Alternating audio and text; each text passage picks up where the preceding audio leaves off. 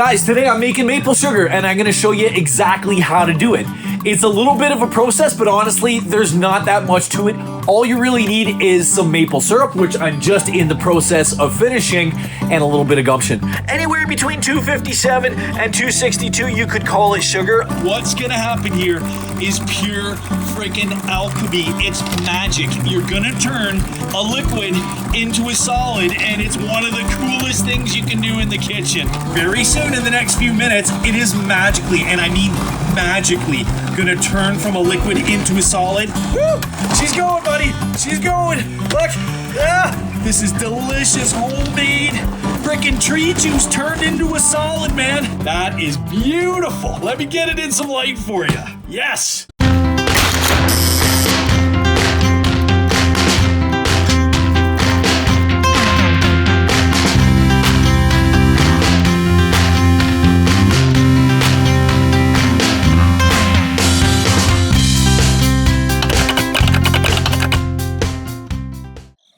All right, just lit my last little boil of the season, I think, and I'm making some sugar. And yes, I do make maple syrup right here on the property every single year. If you're interested in that subject, go check out the video I made last week. I just finished a whole bunch of it. But this batch that you see me pouring out right here is destined for maple sugar, which is what this video is about. There's a few other maple syrup making videos in my playlist. Go check them out. Now, as you can see, I'm just finishing a little batch of maple syrup here. It's my very last batch of the season. I've already finished, I think, 15 or 16 liters here on the homestead. It'll be enough for the house for the entire year. But this last batch, I want to make some sugar because I'm running low in my pantry. Now, I want to let you know, you don't have to be a maple syrup maker to be a maple sugar maker. A lot of folks buy pure maple syrup from the grocery store and then convert it into sugar. There are some storage advantages with maple sugar over maple syrup. It does last a lot longer, and there's lots of ways you can use sugar that are different from the ways you can use maple syrup. So there's some really good reasons to make sugar, but hold on, pump the brakes there, buddy. Let's make sure we're on the same definition of what maple syrup is. I am not talking about that junky garbage Aunt Jemima corn syrup stuff that you can get at the grocery store. I'm talking about converting pure maple syrup like this straight out of the tree. Forget about that other stuff, it won't work. So check it out, this little batch is almost there. The temperature at which that sap becomes maple syrup is 219 degrees. We're gonna be going much, much higher to make sugar, but let me finish this little batch because I wanna make sure you and I are starting from the same spot if you're not making maple syrup yourself and you're using store-bought syrup. This is almost done. And hey, there it is, 219. We got maple syrup. Hey! Oh, look at it, it's beautiful. Now, I could jar that up right now and add it to the pile, but we're making sugar, so we got a long way to go, like I said. Look, it's already climbing up to 230 degrees, but we might be going all the way to 262 degrees Fahrenheit to get there. Anywhere between 257 and 262, you could call it sugar. I like to err on the side of caution and get all of that moisture out of it and go all the way up to 262, but let's get into it. All right, now, no matter where you're getting your syrup from, whether you're making it at home the way that I do or whether you're buying it from a store, this is the point where we start making sugar. We've got pure maple syrup ready to go, okay? If you are buying maple syrup from a store, here's what you gotta do. Get yourself a tall pot. Get the tallest pot you got, whatever it is. You're gonna pour that maple syrup into that tall pot. Why do we want a tall pot? Well, that syrup is gonna be really prone to boiling over if you're not careful, so make sure to do the butter trick. Line the edge of whatever pot you're using with fat. The sugar in that syrup, which is gonna want to boil over, cannot climb up over that fat, and it will save your ass. It's happened to me before in the past that it boiled over and went all over the kitchen, and it is not a fun cleanup, so make sure to do that butter trick. Get a tall pot. Saved by the bell. Saved by the butter. Trust me, do not skip the butter step. And now we're jacking up the temperature and we're trying to get all the way up to 260 plus degrees Fahrenheit to turn this into sugar. Now that syrup's boiling, you got three options for the next step. This is what I like to use, a hand mixer, because you've got to agitate that syrup as it comes up to the right temperature and make it crystallize. You got to get all the water out of it. So this is the easiest. You could use a wooden spoon. With a wooden spoon, it's going to take you 20, 30 minutes of straight freaking stirring to get her done. Same thing with a whisk. whisk. It takes a long time, but you can achieve it. I would recommend the mixer if you got one. And now I haven't mentioned it yet, but I think it goes without saying, get yourself some kind of thermometer to measure the temperature of that sap. Okay, a candy thermometer is fine. I prefer these modern style digital ones with a probe. Just make sure you know what's going on there. And when it gets to 262, you start freaking stirring, buddy. And now we're just waiting for it to come up to temp. All right, have a look, friends. I was just stirring it with the spoon to get it up to temp. It just hit 262, and I want you to notice the consistency. Look at how thick that syrup has gotten. Let me zoom in for you and show you.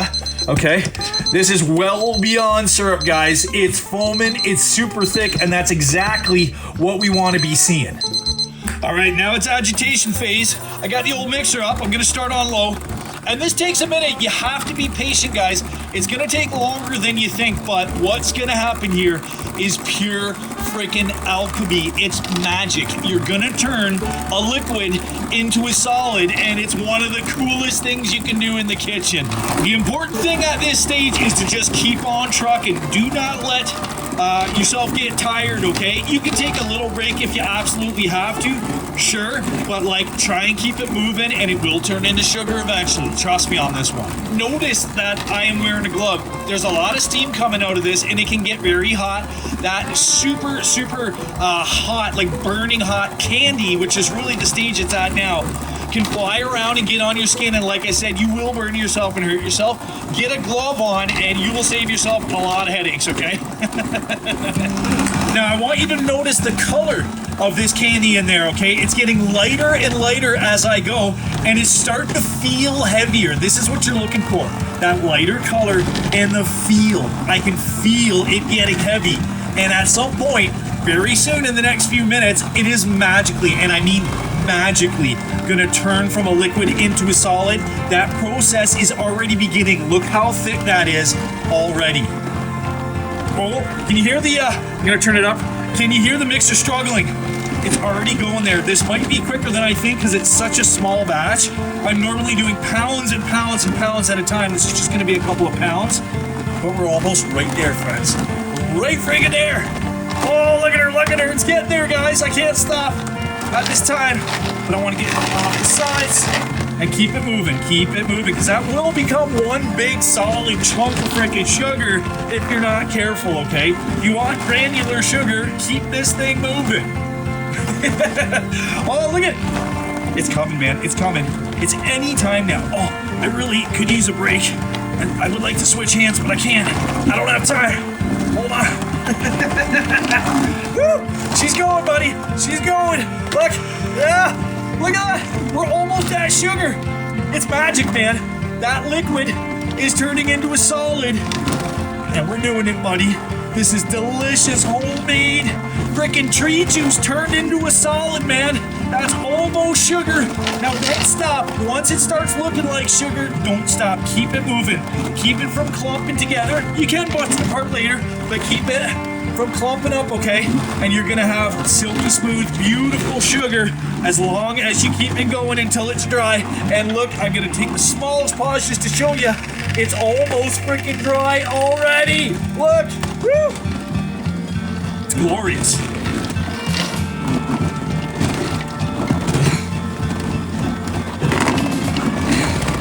Get down in the corners, making sure I got her. Let's pan back just a little bit and show you we got a couple of pounds of sugar almost in the can here, buddy. Right? I'm getting that last little bit of steam. You can see it coming out, right? You can see that little bit of steam coming out. We're keeping it granular. And I want you to notice too, this is really important. I should have said this before. I took it off the heat, okay? Don't do this on the heat, you'll burn it. And look, oh, I just got one of the beaters came off, but that's okay. We're just finishing out the run here. And boom. That, my friends, is homemade maple sugar. Look, I lost a beater. But this is what it's all about. That is beautiful. Let me get it in some light for you. Yes. And that's that. Have a look. How beautiful is that homemade sugar, shelf stable pretty much forever. Didn't take but a few minutes once it started to get to temperature. That's what I'm talking about, kids. And now what I like to do is take that sugar, lay it out on a couple of cookie sheets, okay? Really let it dry. This is actually huge. We're gonna sift this and get this into different grades of sugar in a minute, but just taking it out, and this is hot. I shouldn't be doing this with my bare hands. Woo! Okay, spread it out a little bit. See what I'm doing? Oh man, that's hot. And I did burn my hand a little bit. I'm gonna show you in a second. Just try and let all of that moisture out of there, okay? With the space you got. Sometimes, you know, on some years, I make freaking pounds and pounds at a time, and I've got every flat surface in the kitchen covered in pans with sugar drying. But this is basically the move now. Just let that sit a little bit, okay? I might turn it over once or twice just to make sure it's really good and dry. Then we're gonna sift it, get it into different sort of grades, you know, from thicker, coarser to finer, and then we're kind of done.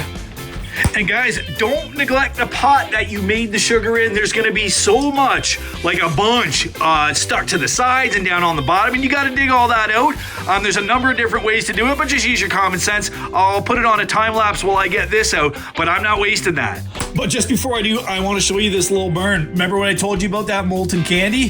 That freaking hurts, man. And that can be your whole hand if you're not careful. I got off lucky because I didn't put my gloves on soon enough. Put on some freaking gloves, or at least one. And check out this Boss dough scraper. This is the tool that I happen to have in my kitchen that does the best job at removing sugar from these pots that's really baked on there. It's a really solid one, but you can do this with just about anything. So check it out. I've been going at this for just maybe a minute or two, and I've already got a whole bunch of sugar. That's like, you know, a little sugar pot full already, and I haven't even done the best job. There's still lots left. But that's gonna go with the other sugar, and I'm gonna keep working on that. That's sweet pay dirt right there, buddy. Literally. Actually, hold on, I got one more hot tip for you on this. Don't be afraid to use a drill with a giant frickin' bit to get the stuff that's out in the bottom corners, okay? Now, don't do this on a nice new pan, okay?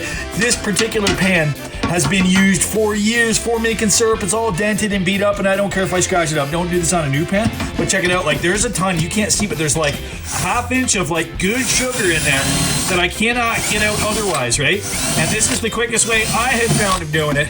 It's just trying not to go through the pan, obviously. This is stainless steel, and I'm being very gentle and quick with it. But look at that. I just covered all that sugar with a nice clean bit. Am I right? Look at that. Even off the sides. Don't give a shit. Look at that. Oh, that's almost as much as I got. Actually, it's as much as I got from the first round, right? With the drill. Look at that. Boom. Pay dirt. And this stuff here, the big chunks, if you don't want to split them up, that's maple candy, man. That's the best candy you'll ever get. I got tons of it stored from the last time I made sugar, but man, that stuff is good. We got sugar. And look at the candy on this thermometer and the cord attached to it. I'm gonna eat all that too. Oh, and look who's helping his dad right under the tripod. What a good boy. He's the best helper. And last quick note on cleanup, don't waste the stuff you can't scrape out. You took so long to boil this if you're a syrup maker, and even if you bought it, don't waste it. You just put a little bit of water there, swig it around, and let me show you after a swish what that looks like. This is perfectly usable liquid sugar that you could put in coffees or tea or whatever. If you wanted to, you could even boil that down a little bit, thicken it up, make syrup again. I'm not gonna bother, but what I generally do is then decant that into some kind of little day-use container and just use that as a sweetener until it's gone. Nothing wrong with that whatsoever. I took so long and worked so hard at making this syrup. There's not one drop or one grain of it getting wasted. All right, guys, well, that sugar's been sitting here for about an hour. It's nice and dry. And I have taken this spoon a few times and just sort of moved it around and, you know, made sure all that moisture got out of there. That's important for long-term storage, okay? Now that's done, I'm gonna grade this down a little bit, but not a lot. You know, I primarily use sugar in my coffee. There's no other place in my life that I really consume it. And this big, super coarse stuff will dissolve super readily in a coffee. I don't really care, but for the purposes of this video, I'm gonna grade a little bit, so let's get to that. Here's how you go about it. Grab a bowl, something bigger, and then you're gonna grab whatever you're using to sift. Okay, I'm gonna grab some of that. Okay, and I see some finer stuff on the bottom. That usually happens, okay? And don't do too much at once. And then we're just gonna sift it into this receptacle, and then that'll end up in a jar eventually. But there's nothing to it. I'm gonna throw it on a time lapse and do a bunch of fine stuff that you might use for baking, for example. You know, once in a blue moon, some stuff gets baked here, and it's kind of nice to have some homemade maple sugar for that. So let me get through this. I'm gonna throw it on a time lapse, do some super fine, and then we'll grade out the other two real quick. And now the caveat here is that grading does take a bunch of time. You don't have to do it, but you know, if you want to be organized for different uses, give her. All right, coming along. Let me show you where I'm at so far. Look at that beautiful, super fine sugar. This is amazing stuff for baking. I'm not gonna do all the rest right now on this video. I'm gonna come back to it when I have more time because I got a million things I gotta do outside today on the property, but you get the idea. Sift her down if you want to. It's certainly not required. Depends on how you're using it. I will probably fill at least one jar, and that'll cover the baking needs in this house for probably a year, honestly. Most of it's gonna end up like this. There's a jar that I have left from last year. You know, sort of somewhere in the middle between medium and super coarse, and then I'll do one jar of super coarse, and I'll be semi-organized, but again, don't really care. You get the idea. Get yourself a few different levels of strainer, you know, with different size little holes in them. If you really want to go whole hog with it, I'm not gonna bother this year, but that's basically all there is to that. Now, I've basically covered this up. I didn't think this through very good, did I? But I'm gonna just take out some of those big candy pieces, and I wanted to just show you before I end the video here. I do save those, and I love snacking on these when I'm fishing or out hunting for a quick boost of energy. Man, they're so delicious, and a chunk like that will last forever. It's super hard, delicious, homemade maple candy. You know, when you're done with that jar, you get a bunch of fine stuff on the bottom. So, you know, that's kind of a long-term sifter, if you will, right there. But I'm gonna get all that stuff into here. Look, actually, I want to show you this. Like, there's a bag of maple candy, buddy. I usually keep that right in my ice fishing stuff, or it's probably going to go in my hunt pack. I'm just about to start hunting turkeys, and you know, if I'm out all day, one of them somewhere when I'm just feeling a little, you know, I can use a little energy boost. That'll take you a long way. So yeah, I got to pick out all my candy chunks, and then I'm going to sift the rest of this later. So guys, I'm gonna leave it right there. That's how you make maple sugar. There's not a whole lot to it. And I know I did rush through this particular section of the process a little bit, so if you have any questions about this or any other part of the process, leave them down below in the comments and I will answer them. Guys, thanks for watching the video all the way to the end. I hope you enjoyed it. I hope you learned something new. And if you did, chuck a thumbs up on here and let me know. Support the channel. I'm just getting it started. Make sure to subscribe if you haven't already. Hit the bell icon for notifications to get tons more videos that are coming down the pipe just like this about the outdoors and foraging and fishing and hunting and home cooking and self-reliance and food security. And I'll catch you next week at 7 p.m. Cheers. And hey, YouTube says you'll like this video up in the right-hand corner. Go check it out.